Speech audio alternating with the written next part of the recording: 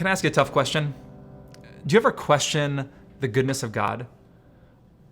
Do you ever wonder when life falls apart if God is really in control, if He's really so full of love and mercy, if He really cares about you? Maybe if you've miscarried, you've asked that question. Maybe if you've read the headlines of what's happening in our world, not just year after year, but day after day, you've wondered that question.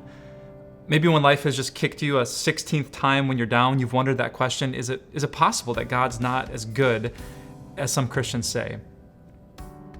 I can't help but think of a story I heard a few years ago about a little girl who died of cancer.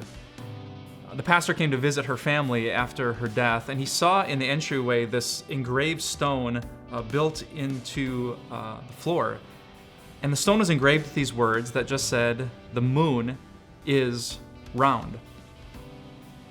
And the pastor asked about this mysterious stone in their entryway. And the parents explained that when their daughter died, they went up to her room to look at her things, and they found a journal that she kept of all the Bible passages that inspired her and gave her hope as she was battling cancer. And right in the middle of that journal was a note card that just said, "The moon is round," with no passage. And the parents couldn't figure it out for the longest time, but then it dawned on them that as their daughter was going through this suffering and pain, she would look out at her window and she would see the moon. And some days the moon was big and bright and round and beautiful. The moon was as it actually was, but other days she didn't see the moon at all. Maybe just a little sliver or half of a moon, but she knew, even on those dark days, that the moon is still bright and round. And the parents said, "You see, Pastor, that's what our daughter believed about God. That there are days when life is dark and cloudy. There are days when we can't see the goodness and love of God in the sky. But if we fix our eyes on Jesus, on the cross, we know that God is good. If God only had one son and He gave that son up for you when you were at your worst, how can God not be good?"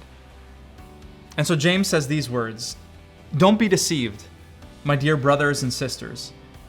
Every good and perfect gift is from above, coming down from the Father of the heavenly lights, who does not change like shifting shadows." We have a Father in heaven, and He doesn't change. The same goodness that led Him to give His Son is the same good God that's walking with you. So don't give up hope, don't panic, and never question the goodness of God. Fix your eyes on Jesus. That's how faith works.